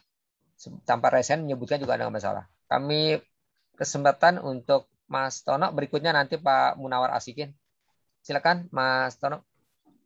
Ya, Assalamualaikum Mas Roni dan teman-teman semua. Mas Waris, terima kasih banget nih, materinya luar biasa, keren. Mas Waris, current issue yang kita dengar terakhir kan adalah terkait dengan rilis pertumbuhan ekonomi triwulan 2, Mas Waris. Ya, jadi kalau kita lihat yang dirilis kan salah satu angkanya adalah pertumbuhan ekonomi Y on Y triwulan 2 yang 7%. Nah, itu tuh yang jadi rame tuh. Saya membaca, mendengar dan sebagainya komentar yang negatif terhadap BPS, dan juga benar juga dirilis secara jelas oleh pihak-pihak tertentu terkait dengan pertumbuhan yang cukup besar, yaitu paling besar selama beberapa tahun. Nah, pertanyaan saya ini, Mas Faris, sebenarnya apa yang salah dengan rilis angka itu ya? Apakah saya catat nih di paparan Mas Faris slide 15, apakah itu termasuk slide 15 poin kedua gitu, disalahgunakan gitu angka itu? Kemudian pertanyaan kedua adalah apa yang perlu diperbaiki di dalam penyampaian atau diseminasi angka pertumbuhan ekonomi triwulan 2? Apa yang salah sih gitu? Itu aja Mas Waris, terima kasih. Terima kasih Mas Tono. Kita kumpul dulu ya Mas Waris untuk Oke. Berikutnya kami silakan Mas Munawar Asikin. Ini tadi kan minta tolong beliin itu, beli. Warahmatullahi wabarakatuh. Waalaikumsalam warahmatullahi wabarakatuh. Mas Roni, Mas Faris, Pak Tono, Pak Bagus dan teman-teman semua, Pak Ardi Aji ya. Saya juga mengucapkan sangat berterima kasih ya atas hal-hal yang sudah disampaikan oleh Pak Waris ya, luar biasa. Jadi ingat dulu pertama kali lulus dari AIS tuh, itu jadi tercerahkan sekali gitu dengan adanya wawasan ini. Saya mungkin bertanya dari perspektif yang lain, Pak Waris. Kebetulan sekarang ini posisi saya bukan sebagai hanya menggunakan data atau mengolah data, tapi juga bagaimana bisa menggunakan data itu untuk pengambilan kebijakan, gitu Pak. Nah ini menurut saya ini sesuatu yang jadi penting untuk mendapatkan semacam masukan dari teman-teman semua, termasuk Pak Waris, bagaimana caranya agar kita tidak juga salah dalam mengambil suatu keputusan atau kebijakan dengan data yang kita miliki. Saya kemarin sempat membuat suatu proyek perubahan, Pak Bagus juga sangat tahu itu, bahwa untuk bisa melakukan penurunan angka stunting 14% di 2024, menurut saya itu yang sangat penting adalah bagaimana kita bisa mengintegrasikan data, Pak Waris. Agar apa? Agar tidak ada lagi perdebatan tentang data itu sendiri gitu. Oleh karena itu menurut saya, apakah untuk tidak menjadi seseorang yang salah dalam mengambil keputusan dari data yang kita kumpulkan, kita selalu harus mengikuti hal-hal yang sudah ada dalam legal formal kita, misalnya contoh tentang satu data Indonesia. Jadi saya selalu kalau bertanya kepada seseorang di luar sana tentang bagaimana mereka mengumpulkan data stunting, saya selalu pertanyaannya 4 hal, Pak. Pak, pertama, apakah Bapak sudah mempunyai standar data? Hampir semua bilang, Pak, standar data maksudnya apa? Artinya orang-orang nggak sadar bahwa standar data juga merupakan bagian yang penting agar kita tidak salah menginterpretasi data. Saya jelaskan bahwa standar data itu banyak. Ada dari sisi skala pengukurannya, gitu kan, konsepnya, definisinya. Jadi standar data dalam Perpres 39 2019 juga jadi sesuatu yang belum banyak yang kuasai, sehingga menurut saya peluang untuk salah semuanya itu besar gitu. Artinya nggak ada yang sama, nggak ada yang juga bisa menyatakan itu yang paling benar. Yang kedua adalah metadata. Itu juga penting, Pak. Setelah saya pelajari, ternyata teman-teman semua juga belum terpapar dengan baik tentang metadata. Padahal kita sudah punya yang namanya Sirusa di BPS ya. Saya tanya juga, Pak, metadatanya bisa jelaskan nggak? Metadata apa ya, Pak? Ya udah saya jelaskan aja metadata sederhananya gini, Pak. Variabelnya apa, kegiatannya seperti apa gitu. Jadi saya jelaskan dengan konteks yang diajarkan dalam Perpres 1 Data Indonesia. Yang ketiga adalah tentang kode referensi. Nah, itu juga penting karena tadi Bapak sebutkan tentang spasial ya, data geografis atau GIS. Saya bilang, Pak, kalau data stunting ini hanya levelnya provinsi, proyeksinya kabupaten kota, kita nggak bisa melakukan intervensi lebih bagus karena tadi yang kita intervensi jadi nggak kelihatan. Kalau harusnya by name by address, minimal di desa lah kita tahu berapa banyak orangnya. Saya bilang makanya kode referensi harus penting. Nah ini juga kode referensi kan sampai saat ini Master File Desa maksud saya juga belum semua orang patuh pada aturan yang ada ya. Padahal menurut saya itu hanya ada 2 besar sebetulnya kode referensi yang ada di BPS, yang katanya sekarang sudah menjadi Wilkerstrat ya, dan satu lagi yang ada di Dukcapil atau di Kemendagri. Kalau menurut saya memang ini juga perlu tantangan kita semua. Kalau nanti basisnya adalah menganalisis data wilayah, kita harus samakan juga yang namanya kode referensi. Gitu. Yang terakhir ini Pak, yang juga menurut saya jadi salah satu yang sering saya bilang, Pak, coba Pak kita mulai dari sekarang melakukan proses interoperabilitas, berbagi pakai data. Jadi menurut saya kalau nanti ini bisa dikembangkan lagi oleh Pak Waris dan kita semua ya untuk bisa memberikan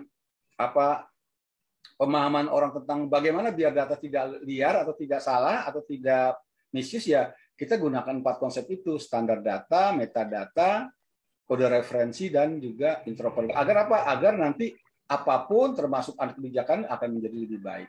Itu yang sedang saya kembangkan sekarang Pak Waris. Mungkin saya minta pendapat Pak Waris, kira-kira bagaimana strategi kita berkaitan dengan 4 dimensi yang saya sebutkan tadi, standar data, metadata, kode referensi, dan juga interoperabilitas. Terima kasih Pak Roni. Terima kasih banyak. Assalamualaikum warahmatullahi wabarakatuh. Waalaikumsalam. Terima kasih Mas Menang. Masih belum sono Pak Roni. Pak Adi. Ya. Monggo Pak Adi. Oke. Nah, terima kasih. Assalamualaikum warahmatullahi wabarakatuh. Waalaikumsalam warahmatullahi wabarakatuh. Pak Waris, saya menikmati apa yang disampaikan oleh Pak Waris. Disampaikan secara runtun, clear, ya, jelas. Ya, saya sangat senang ya. Mungkin judulnya gajah itu ya, karena gajahnya. Ada hal yang ingin saya akan tanya dan mungkin juga tanggapan lah kali. Yang pertama, sudut pandang data dengan realita dan fakta yang ada itu bisa berbeda tidak ya. Saya hanya sekedar mencari contoh, misalnya gelas itu diisi air setengahnya, orang ada yang bilang itu adalah setengah isi, tapi satu lain bisa setengah kosong. Tergantung pemaknaan data itu seperti apa. Kalau ada tendensi untuk supaya ditambah atau dikurang, itu cara pandangnya pasti berbeda. Padahal barangnya adalah sama. Coba pandang juga. Yang kedua, ini yang sering terjadi di masyarakat terhadap pemahaman statistik. Banyak orang yang gagal paham terhadap definisi data. Contoh yang Pak Tono sampaikan tadi. Kalau orang paham bagaimana terutama seorang yang memang terkecimpung dengan data atau persis, apalagi ilmuwan terkait dengan data, dia akan tahu bagaimana membandingkan angka Y on Y tadi. Oke gitu ya. Tapi kalau yang tidak paham dengan pemahaman dia, pandainya dia mengurai dengan kata-kata, itu data seperti itu bisa menggiring sekelompok orang ya, itu menjadi satu lagi kalau tadi kan nggak percaya jadinya ini angka bohong-bohongan gitu. Jadi betul sekali yang sampaikan oleh Pak Waris tadi, bagaimana orang itu memahami data dan kepentingannya apa kesannya. Tapi yang bahaya itu yang gagal paham tadi gitu. Kalau orang gagal paham terus dipercayai dengan komunitas banyak orang yang mungkin juga tidak paham betul tentang statistik, semuanya pasti akan menggiring ke arah bahwa data menjadi bohong, padahal tidak. Jadi bohong dan tidaknya itu bisa terjadi seperti itu menurut saya. Mungkin itu Pak Waris, sekedar sharing sedikit saja. Terima kasih. Assalamualaikum warahmatullahi wabarakatuh. Oke, terima kasih. Waalaikumsalam. Adi, luar biasa. Di sini juga kebetulan ada banyak tokoh yang hadir. Selain Pak Adil Laksono, ada Pak Emil, ada juga saya lihat Pak Bagio Dewi, Pak Teguh Pramono, dan Prof. Irdam. Mungkin ada yang lain saya belum terlalu lihat. Mungkin tiga yang tadi peserta yang hadir, mohon direspon. Pak Waris, silakan. Oke, terima kasih. Sekarang saya teringat kembali 30 tahun yang lalu ketika kita berkenalan di Posma ya. Kalau dulu kan modelnya Posma ya. Nah, saya kenal Pak Tono betul. Saya kenal Pak Munawar, Mas Grandika. ya maka itu udah modern itu modern. maksudnya. Modern itu. Udah modern itu. Dan yang saya hormati Pak Adi Lumaksono senior saya, gitu ya. Oke, Mas Tono, ini menarik sebenarnya ya. Kalau sudut pandang kita sebagai orang statistik, apa yang disajikan oleh BPS tentang data ekonomi, bagi saya itu nggak ada masalah. Karena saya tetap percaya bahwa ketika kita mulai launching di 2015 tentang PIA itu, setiap insan statistik akan memegang itu. Artinya apa? Kita tidak akan berani main-main dengan data. Saya yakin itu. Cuman ada masalah seperti tadi yang digarisbawahi oleh Pak Adi Lumaksono. Seringkali kita ini berhadapan dengan audiens yang lack of knowledge about subject matter, tentang subject matternya. Kita bisa saja berhadapan dengan wartawan cerdas. Cerdas untuk bidang apa itu tadi. Nah, dia paham betul nggak yang namanya year on year, terus kemudian dibandingkan berbagai data yang lain dia paham betul nggak? Nah, karena kita ini sedang berada di era sekarang ini kan informasi diproduksi begitu cepat dan mudah tersebar kan. Biasanya kita kurang care dan tidak hati-hati. Nah, tantangan kita sebagai produsen statistik sebenarnya adalah meningkatkan literasi statistik bagi para wartawan yang biasa mengcover itu. Jadi kuncinya apa? Komunikasi menurut saya memang. Kuncinya komunikasi, meningkatkan literasi terhadap semua pihak yang berkepentingan. Bukan berarti kita mengatur ya. How to literate itu kan supaya mereka fasih saja ketika membaca data kita. Sehingga catatan dari Pak Adi Lumaksono tadi itu menjadi penting, gitu ya. Menjadi penting. Bagaimana kita mengajak komunitas konsumen statistik itu untuk memahami produk apa yang kita hasilkan. Nah, ini yang barangkali menjadi tantangan bagi kita semua insan BPS ya. Insan BPS ya, baik yang diaspora maupun yang masih bertahan internal karena berbagai perkembangan, terutama karena nasib gitu ya. Gitu ya. Gitu. Maksudnya itu tantangan kita semua untuk meningkatkan literasi mereka. Dan menurut saya sikap yang paling bagus bagi kita nggak boleh tersinggung, gitu ya. Apalagi sebenarnya kalau dalam tradisi ilmu pengetahuan, rohnya penelitian ilmiah itu kan statistik. Rohnya penelitian ilmiah itu statistik. Statistik itu berkembang sebagai alat untuk mengakumulasi pengetahuan secara ilmiah. Kita nggak boleh tersinggung. Kenapa? Karena sebagai orang ilmiah, sikap mendasar yang harus kita miliki apa? Humble, rendah hati. Artinya kita siap menerima kritik. Kita harus memperlakukan sebagai biasa, sebagai hal yang biasa. Nggak usah tersinggung, Pak. Udah ngadepin pandemi aja susah, ngadepin itu pakai perasaan. Pokoknya jangan dibawa ke hati, Pak Tono. Nah, kita mencoba menjelaskan dari sisi dan sudut pandang kita. Itu kalau untuk Pak Tono. Kalau Pak Munawar, terima kasih Pak, karena Bapak sudah membantu untuk bisa mewujudkan satu data Indonesia yang seperti yang kita cita-citakan, gitu ya. Emang 4 itu tadi termasuk komponen yang utama Pak ya. Standar artinya ketika kita berbicara tentang data, jelas sumbernya, apa konsepnya, bagaimana dia diperoleh, metodologinya dan sebagainya, kalau ada error dan sebagainya, yang kemudian nanti dimunculkan di metadata kan. Standar data penting Pak, formatnya seperti apa, ditransmisikan seperti apa. Keempat-empatnya itu merupakan menurut saya memang penting itu. Kalau Bapak sudah bisa memulai itu di BKKBN, apalagi dengan pengaruh Bapak, mudah-mudahan cita-cita kita untuk membangun satu data menjadi lebih mudah. Kalau menurut saya sih begitu Pak Munawar. Terima kasih atas dukungannya untuk menciptakan satu data Indonesia. Walaupun dalam prakteknya ini menjadi miliknya Mas Alek ya. Kan punyanya Bappenas itu, satu data Indonesia kan koordinarnya kan Mas Alek itu. Gitu gitu ya. Dan betul juga seperti kalau untuk Pak Munawar itu jadi terima kasih dan hormat karena masih memikirkan bagaimana kita bisa membangun satu data Indonesia sehingga ketika data apapun yang digunakan itu sumbernya yang sama. Kemudian untuk Mas Adi, terima kasih Mas. Dan ini perkaranya saya pikir tadi lack of knowledge about subject matter. Ya, nah, itu tugas kita yang paling berat itu untuk bisa melakukan mentransmisikan knowledge dan pengetahuan kita kepada para pihak yang menggunakan data kita. Itu saja barangkali Mas Roni yang bisa saya sampaikan sebagai tanggapan tadi. Baik, terima kasih sudah ditanggapi dari 3 penanya maupun yang menyampaikan masukan.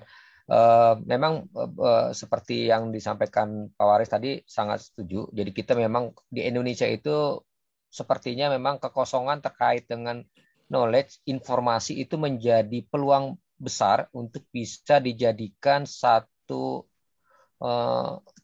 situasi, bisa menjadikan situasi yang bagus atau situasi yang jelek, tergantung tadi yang disampaikan Pak Waris tujuannya.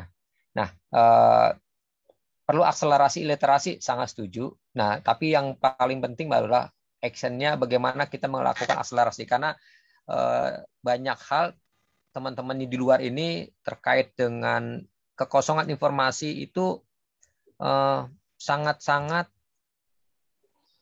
diperlukan ketika harus terisi benar, karena kalau salah seperti yang tadi Mas Tono sampaikan, liar sekali dan tidak ada yang ngerem gitu.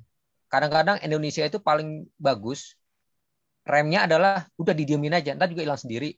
Nah, tapi bagusnya tidak seperti itu karena kita tidak mendapatkan sesuatu yang baru sebetulnya.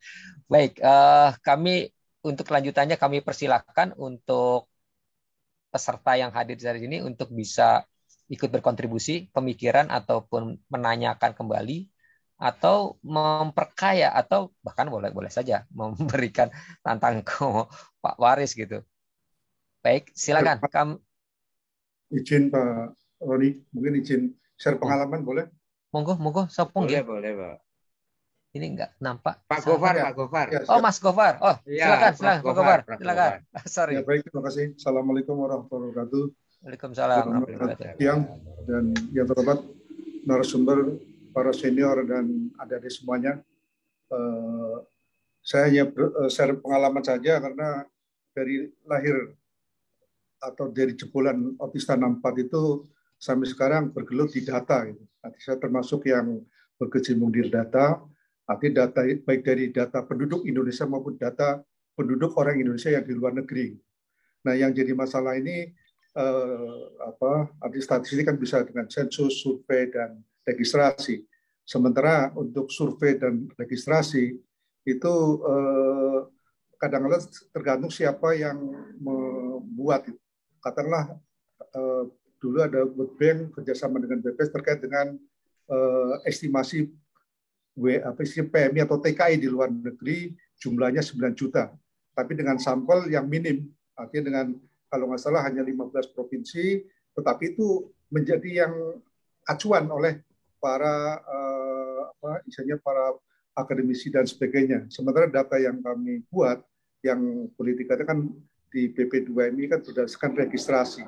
Jadi orang yang mau ke luar negeri dan prosedural itu memang mendaftar melalui sistem kami namanya Cisco P2MI itu, jadi itu yang prosedural. Ternyata orang-orang kita ya sebenarnya banyak yang pergi ke luar negeri itu unprocedural atau ilegal. Nah, sementara bagaimana mungkin statistik atau bisa juga mungkin apakah BPS atau mungkin dengan tim lain bisa membuat metode atau cara untuk mendapatkan data PMI yang betul real di luar negeri, apakah dengan estimasi, tapi apakah dengan kalau walaupun survei kan seperti Susenas 3 tahun sekali dengan modul yang sama, walaupun secara kornya adalah 1 tahun sekali. Ini sehingga yang tadi rujukan Perpres 39 tahun 19 tentang membangun satu data, ini tampaknya untuk data tenaga kerja, ini sampai tahun 2024 pun kayaknya belum bisa. Gitu. Karena dari Kepnaker, dari Kemenlu, dari Kementerian Perhubungan, itu nggak mau. Gitu. Nah, sementara koordinirnya itu siapa? Gitu. Nah, kalau pembina data dalam misal BPS, mampukah BPS bisa mengkoordinir tadi dengan Kemenaker, dengan Kemenlu, bahkan termasuk dengan Kemenhub, bahkan termasuk Kemdagri sendiri gitu. Nah ini mungkin ada metode yang bisa bisa digagas, karena kami sendiri udah hampir, ya saya 3 tahun di BP2MI sudah mendekati integrasi sistemnya Naker, integrasi portal pedulinya WNI-nya Kemenlu, itu nggak masuk. Bahkan Kementerian Perhubungan itu khusus yang menangani pekerja luar negeri yang melalui CBES atau yang ABK dan sebagainya, dia nggak mau datanya dikirim ke kami. Artinya sebenarnya sehingga orang-orang yang artinya PJTKI atau PPTKI sekarang itu ada yang kucing-kucingan, dia mendingan lewat sini dan sebagainya. Ini bagaimana mengkoordinir dan siapa yang akan mengkoordinir ini?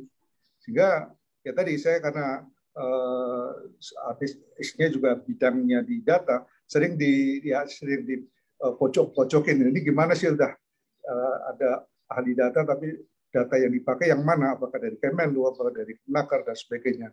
Nah ini mungkin apakah ada metode yang khusus, atau karena kalau misal ada pendataan pekerja migran Indonesia itu, selain yang registrasi, bagaimana yang tidak registrasi tetapi tahu-tahu sudah ada di luar negeri. Nah kalau dia didekatkan ke perwakilan di luar negeri, nggak ada yang mau datang ke perwakilan luar negeri. Ini salah satu pengalaman saya di BP2MI yang hampir sudah 3 tahun ini, belum bisa. Tadi kalau Pak Munawar di BKKBN tentang data standing, nah saya sendiri mungkin sampai tahun 2024, ya mungkin saya ambil 2024 kalau masalah kan target untuk Perpres 3929 kan kalau salah tahun 2024, ya sekaligus mungkin tahun 2024 pun mungkin saya batas pensiun juga gitu. Nah barangkali sampai saya pensiun pun mungkin di BP2MI nggak mampu untuk sana.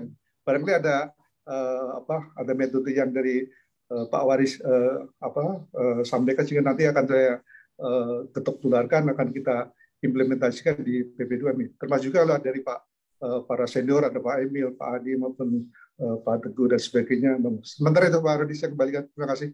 Ya, terima kasih Pak Gopar. Menarik, ini langsung terapan sebetulnya bagaimana di luar ilmu, tapi juga di dalamnya ada seni tersendiri untuk bisa bagaimana mengemas suatu informasi yang menjadi informasi yang bermanfaat, berdaya guna. Dan tidak semua orang memahami ini semua sebetulnya. Ketika tadi cerita Pak Munawar, interoperabilitas, itu enggak perkara gampang sebetulnya. Makanya masuklah presiden terjun langsung untuk bisa memaksa. Nah, perkara di bawah memang sepertinya akan nanti banyak cerita. Nah, nanti Pak Waris punya pengalaman yang menjadi masih berkecimpung dalam hal ini. Nanti kalau misalnya teman-teman yang ada di sini, mungkin Mas Alex juga bisa ikut membantu, mencerahkan kami juga. Itu kami tidak keberatan, sangat senang sekali. Baik, sebelum direspon Mas Waris, kami persilakan untuk berikutnya 1 atau 2 lagi. Dari Pak Emil atau Pak siapa yang ingin hadir, yang menyampaikan? Itu Pak Ustadz tuh. Pak Ustadz? Pak Ustadz Emil. Silakan Pak Ustadz. Aduh. Siap. Tangkap nih. Ketangkap juga nih Pak Roni ini. Saya lagi santai nih pakai kaos. Tapi judulnya statistik nih Pak nih. Siap, guys. Ini keren, kaosnya keren. Kaos keren nih Pak nih. Ya. Bisa dikoten Pak. Ya, Bismillahirrahmanirrahim. Assalamualaikum warahmatullahi wabarakatuh. Waalaikumsalam. Mantap betul tadi Pak Waris itu dan teman-teman semuanya. Nah, saya cuman sangat tertarik dengan pertanyaan Pak Pono tadi itu Pak. Biasanya orang yang di luar ini lebih melihat BPS tadi cover both side gitu Pak. Ya, bahwa ada second opinion gitu. Saya melihat sekarang permasalahan statistik menipu atau tidak ditipu itu adalah bagaimana kita sebagai seorang statistisi tadi itu tahu sampai di mana tugas kita begitu Pak. Nah, dulu sejak saya kerja di BPS mulai tahun 78, Pak, saya perhatikan tokoh-tokoh statistik kita itu ada yang bergerak sebagai statistik murni saja, ada yang statistik yang melebarkan sayap walaupun dia tidak tahu. Nah, disinilah permasalahannya tadi itu, Pak. Kalau masalah satu data, masalah data yang bagaimana, kata Pak Munawar tadi, kata Pak Gofar, kata Pak Tono, itu tidak lain adalah BPS, Pak. BPS lah yang harus mengkoordinir, karena BPS punya segala macam perangkatnya. Cuman masalahnya sekarang di hilir ini, Pak, yang saya lihat ini, selama saya pensiun, sudah hampir 7 tahun, begitu, Pak, ya. 6 tahun, 7 tahun. Udah 7 tahun ya, 7 tahun, 2015 Pak Waris. Ya, dari Polstat juga sudah dipensiunkan Pak Waris gitu. Bukan, saya bukan pengambil keputusan. Oh, bukan pengambil keputusan. Saya pemain pinggiran aja, Pak. Pinggiran ya. Jadi kita ini dosen biasa di luar jadinya, Pak. Nah, begitu, Pak. Jadi yang membuat kata Pak Tono tadi kuping kita panas itu adalah komentar-komentar dari kita sebagai seorang statistisi, Pak. Sampai di mana? Saya ingin juga pendapat Pak Waris ini. Apakah kita hanya menyatakan data itu naik turun saja, atau kita ikut menyambung data tadi, ya, mengomentari data tadi. Kalau begitu, orang apa gunanya ada deputi statistik, neraca dan analisis gitu loh, Pak, ya. Lisbang dulu namanya, Pak, ya, sulit berkembang gitu ya. Nah, gitu kan. Dalam pikiran saya memang seperti itu juga. Jadi Lisbangnya BPS tadi itu adalah meneliti bagaimana sampel survei yang diceritakan Pak Waris tadi, mutu data yang dihasilkan oleh BPS itu semakin baik gitu loh. Karena subjek matter nggak sempat gitu. Kan begitu ya Pak Waris ya. Bagaimana nanti hulunya tadi dibereskan sehingga orang neraca di hilirnya tidak perlu jalan-jalan. Nah, masalahnya kan nggak ada nih, jalan dia ke hulu, diambil sendiri-sendiri gitu loh. Nah, begitu data Pak Margo 7% kemarin gitu, saya juga panas itu, Pak. Ya. Harusnya kita hati-hati menjawab karena banyak politis juga di dalamnya. Pertumbuhan triwulan 2 2021 terhadap triwulan 2 2020 7%. Nah, gitu. Nah, itu jangan dikomentar yang lain tuh, dari baseline minus sekian, kan begitu harusnya, Pak. Nah, gitu, Pak. Jangan juga kita mungkin, wah ini resesi sudah ini. Nah, itu urusan Menko Perekonomian itu. Betul. Nah, itu yang saya ingat. Ada 2 kejadian yang saya sangat terkesan sampai sekarang ini. Saya pergi ICP dengan Pak Ali Rosidi almarhum ke Filipina. Ya, itu ada Profesor Rao, mungkin Pak Waris kenal, itu profesornya Pak Dedi itu di Armidale. Nah, dia itu sebagai statistician di ICP itu. Ya, dia kemukakanlah data Indonesia naik turun segala macam. Pak Ali protes. Kenapa itu, Prof? Itu bukan urusan saya, urusan kamu, katanya gitu loh. Saya pikir benar juga loh, itu kenapa Pak Ali ngotot gitu. Panggil ahli-ahli ekonomi kamu. Kenapa gitu bisa naik dan segala macam tadi itu. Jadi misalnya data tenaga kerja turun, itu bukan urusan Pak Waris, itu urusan Menteri Tenaga Kerja, kan gitu kan Pak Gofar. Pak Gofar, Pak. Pak Gofar gitu loh. Kenapa kita orang statistik yang repot-repot menjawabnya gitu loh. Ya. Yang kedua, waktu Pak Rusman ngomong-ngomong dengan Brian Ping, Pak, Direktur ABS, Pak. Asal Bapak senang, Pak Waris juga tahu itu. Ya, ABS ya, Pak. Ya, Pak Rusman, saya menangkap dengan bahasa Inggris saya yang bodoh ini, kok kamu santai aja kepala BPS, katanya di ABS itu saya digerendengin orang segala macam ini. Ya saya santai aja katanya. Kan saya punya anak buah deputi katanya. Saya santai aja. Nah, terus dia kritik Pak Rusman. Jadi kamu waktu itu tidak boleh ikut sidang kabinet.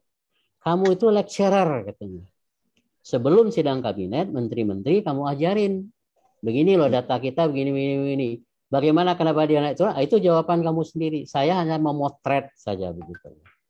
Itulah Pak, kira-kira Pak Waris ini undak-undak saya aja. Pak Abu kan lagi menyusun buku itu cerdas menggunakan statistik. Nah, itu lebih kepada mendidik konsumen tadi itu. Sambil mendidik juga kita statistisi. Saya ingin pendapat Pak Waris dan teman-teman, ada Pak Adi segala macam yang masih bergulat di statistik, silahkan saja. Dan itu yang unek-unek dari saya itu, yang kadang-kadang saya pikir juga benar juga ya, kita sih ngapain kita bertanggung jawab. Inflasi naik itu apa pula urusan dengan BPS? Itu kan hanya supply dan demand. Cabai misalnya gitu.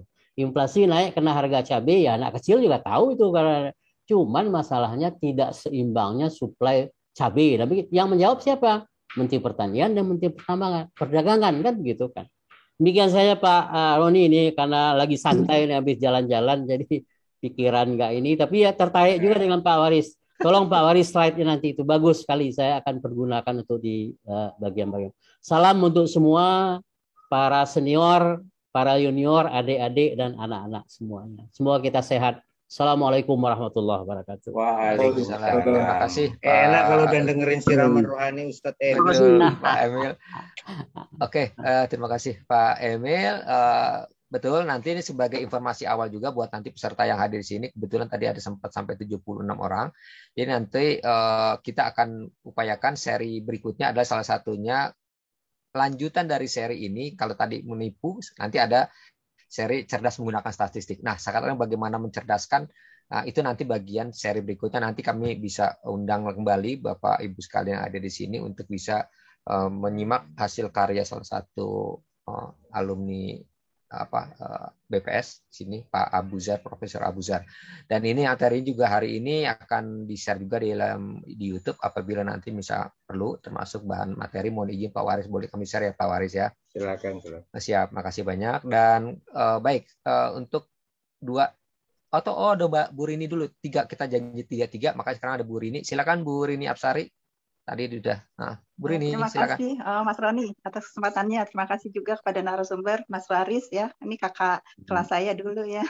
Assalamualaikum warahmatullahi wabarakatuh. Waalaikumsalam. Semua yang saya hormati di sini banyak sekali para pimpinan yang sangat saya hormati. Ada Pak Bagio, Pak Adi, Pak Agus juga ada di sini ya. Jadi ada beberapa yang mau saya tanggapi Mas Roni. Yang pertama adalah pertanyaan atau tanggapan dari Mas Tono mengenai kasus-kasus yang pemahaman terhadap data statistik yang kita sajikan keluar ya.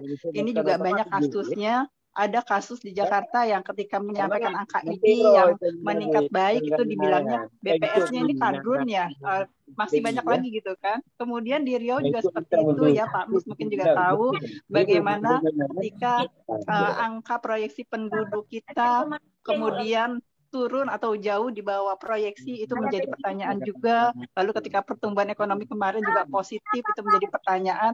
Nah, yang mau saya tanyakan, apakah di BPS sendiri perlu ada divisi khusus dari kehumasan yang khusus menangani atau mengcounter hal-hal atau informasi seperti ini, sehingga nanti semua provinsi itu mempunyai informasi yang seragam, mempunyai media resmi, dan ini akan mengcounter hal-hal yang demikian. Karena kan selama ini kita menjawab hal-hal yang demikian itu perorangan personal ya, jadi bisa provinsi sendiri. Ketika gubernur bertanya, kita menjawab sendiri. Tidak semua orang tahu, padahal itu harusnya kita sampaikan informasi itu, kita sebarluaskan ke banyak pihak. Artinya kita bisa menjelaskan mengapa pemahaman berbagai kalangan itu berbeda-beda. Yang pertama itu barangkali ini bisa menjadi pemikiran.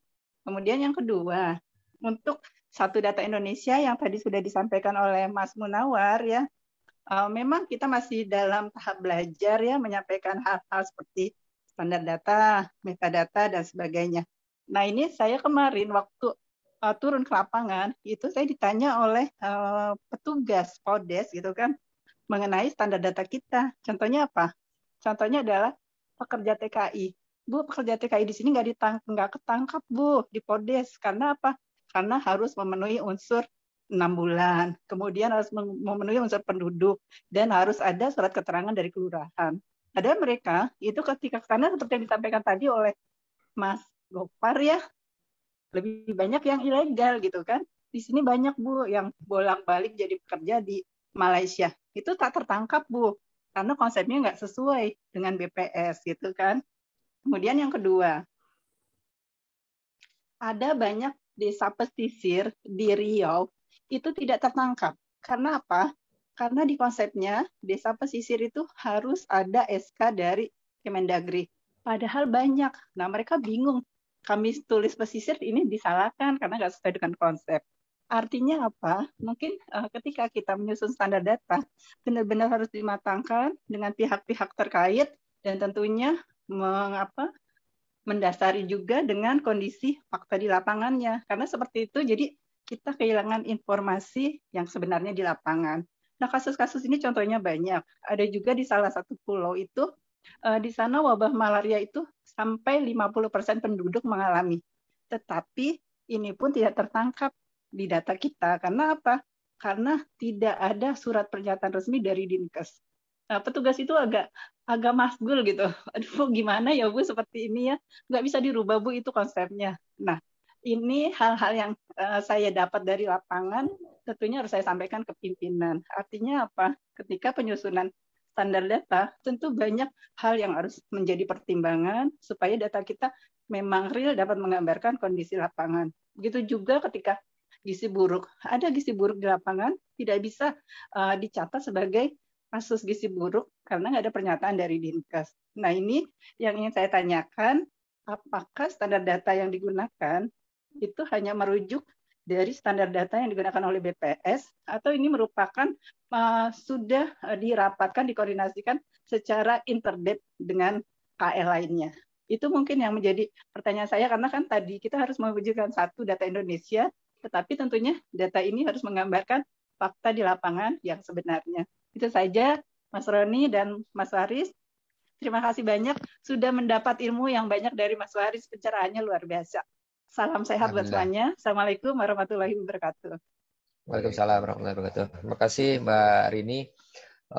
Makin berat Mas pertanyaannya Mas. Akhirnya langsung masuk ke jantungnya. Ke jantungnya. Jadi pertanyaan memang langsung pada langsung ke solusi langsung ke Pak Waris nih. Tapi sebenarnya bisa jadi jembatan Mas Waris. Dari kami menjembatani juga akhirnya banyak juga masukan-masukan yang mungkin secara informal seperti hari ini. Dan tadi menarik yang sempat disampaikan oleh Mbak Rini itu PR sebetulnya Pak. Memang itu PR itu menjadi penting Pak, kunci. Jangan kita, mungkin bahasa kami di luar itu teman-teman yang ada, jangan sampai kita kejedot duluan baru kita teriak gitu. Jadi kita sampaikan dulu, jangan sampai nanti kejedot. Nah, akan lebih nggak nyaman seperti yang tadi Pak Emil itu, jadi gregetannya keluar duluan, emosinya seperti yang tadi Pak Mas Tono juga kebingungan dengan panas juga nih diserang kiri kanan depan belakang atas bawah kan. Nah, baik, kami kembali ke Mas Waris untuk merespon beberapa penanggap tadi. Kami silakan Mas Waris. Oke, terima kasih Pak Roni. Sesuai dengan pemahaman saya yang terbatas, gitu ya. Pemahaman saya yang terbatas. Tapi untuk kasusnya Pak Gofar ini menarik nih. Kasusnya Pak Gofar ini menarik. Kita ini kan orang positivis ya, orang kuantitatif. Semua masalah kita coba landaskan kepada solusi kuantitatif. Orang kuantitatif itu percayanya kan bahwa kebenaran itu hanya ada di objek penelitian. Gitu ya kan. Sementara yang dihadapin Pak Gofar ini kutub yang lain ini.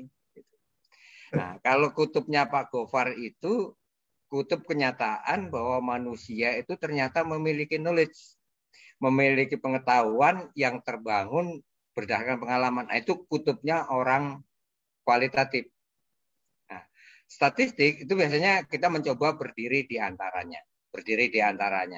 Ilmunya Pak Gofar itu apalagi kalau sistem informasi, kalau menggunakan ilmu kuantitatif itu sampai bejibun juga nggak akan keluar gitu kan.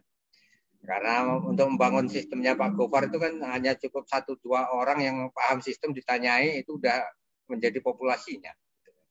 Nah, ini menarik gitu. Kacamata lain untuk memandang dunia bahwa kebenaran kuantitatif yang kita peroleh ini penjelasannya kan menjadi begitu ya. Bahwa penjelasan kuantitatif yang kita peroleh itu memang bagaimanapun harus kita mix, kita campur dengan faktual kualitatif yang ada di luaran. Menarik juga nih Pak Gofar sebenarnya. Bagaimana untuk membangun sistem itu, siapa yang harus menjadi koordinator itu. Saya malah mau saya balikin kan Pak Gofar yang punya sistem. Kalau saya jadi sistem analis akan saya tanyakan sistem apa yang Bapak butuhkan, siapa stakeholdernya, bagaimana user case-nya, kan gitu kan Pak. Ya. Kalau Bapak mulai berpikir kayak itu, Bapak akan bisa menyelesaikan sendiri itu pertanyaan-pertanyaan Pak Gofar itu kan. User case-nya siapa, terus dalam konteks seperti apa, mereka saling berhubungan kan Pak. Nah, dia maunya program for money. Kalau anggaran dia masing-masing harus ada di masing-masing. Nah, sekarang bagaimana kita bisa translate program for money itu untuk program for our betterment gitu, untuk masa depannya lebih baik. Nah, caranya gimana? Seperti yang tadi saya lupa tadi Mas Tono siapa yang bilang gitu bahwa kita itu kalau ada apa-apa nyari solusinya itu pada umumnya menjadi sulit kayak gitu. Kalau ilmu saya sama ilmu Pak Gofar kan sama Pak. Sebenarnya kan salah satu kenapa orang mengambil attitude atau sikap tertentu itu kan ada salah satu teori yang menjelaskan yang disebut dengan planned behavior, gitu ya. Artinya sikap yang terencana. Nah, sikap terencana itu salah satu dibentuk oleh apa? Kalau orang merasa bahwa behavior itu dia menguntungkan dia, atau dia terpaksa melakukan karena ada peraturan kan gitu, kan cuma itu aja. Hukumnya kan cuma itu Pak.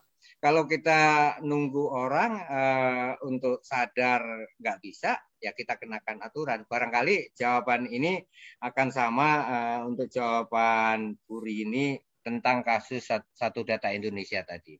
Kita mau mengikuti standar data yang mana? Nah, ini kita terbentur pada aturan juga ini, Bu Rini. Ya. Kalau standar data, official statistik itu hukumnya satu, bahwa NSO dalam menghasilkan atau memproduksi statistik itu basisnya adalah legal, kan gitu masalahnya. Dan ini persoalan yang cukup lama sebenarnya, karena black market itu walaupun sebesar apapun nggak pernah bisa dicatat oleh mulai dari Uda Emil sampai turunannya gitu kan gitu. Black market itu kan nggak bisa tercatat. Karena basisnya NSO itu ya harus legal kan gitu. Ya. National Statistical Office itu harus mencatat sesuatu yang legal. Nah, tapi saya sepakat bahwa yang seperti yang dikemukakan oleh Pak Roni tadi, sebenarnya ada salah satu persoalan mendasar dari BPS. Mungkin ketika teman-teman dulu masih tinggal di Otista, Dr. Sutomo 6, Otista 64C atau di Jagakarsa sana, kita ada salah satu penyakit barangkali bukan hanya untuk institusi BPS, untuk hampir semua institusi pemerintah. Kita itu lemah di knowledge management. Sehingga ketika kita mau menghidupkan PR, kita kehilangan resources. Apa yang mau saya jadikan PR ketika saya nggak ada? Artinya apa? Kita itu lemah dalam mendokumentasi berbagai temuan, fakta, dan sebagainya. Kenapa?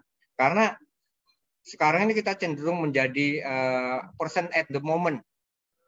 Orang saat ini. Ya.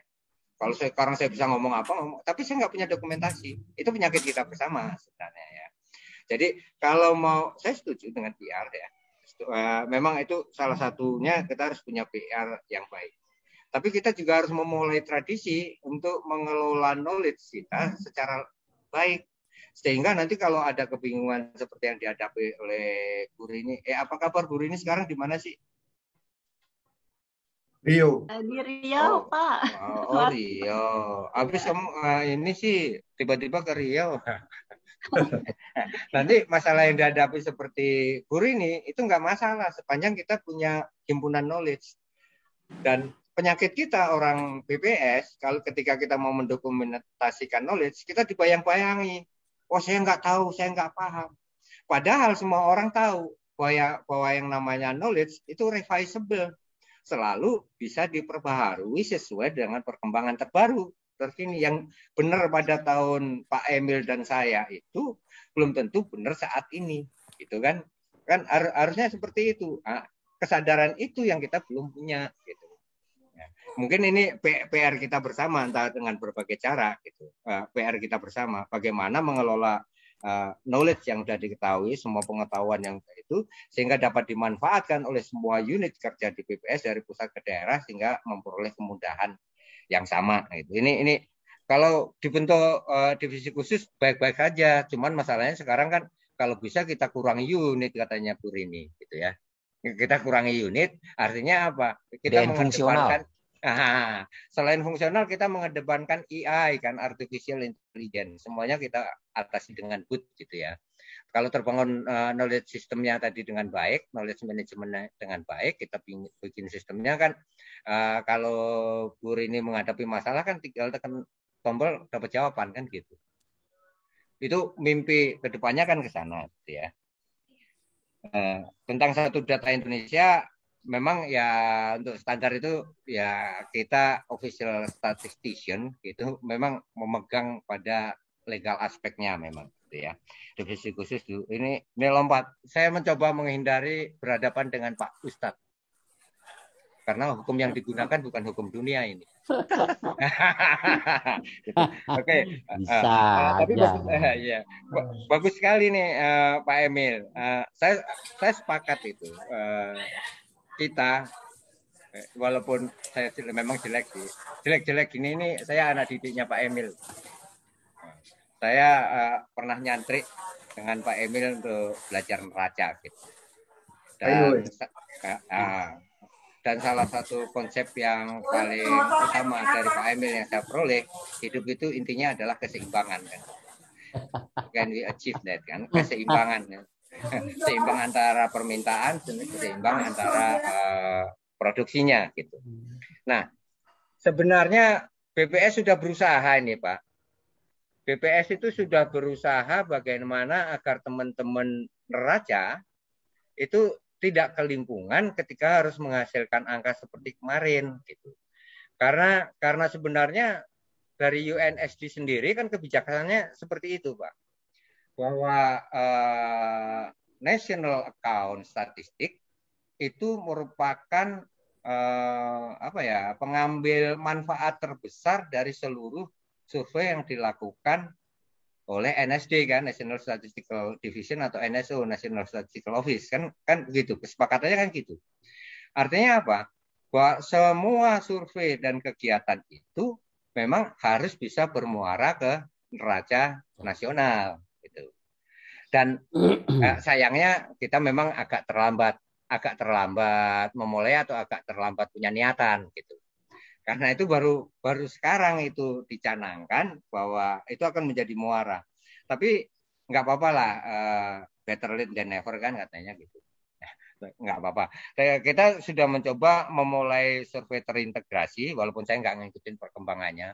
Sejak di Otista 64C, seolah-olah kan saya berada di negara bagian lain dari BPS gitu. Saya nggak pernah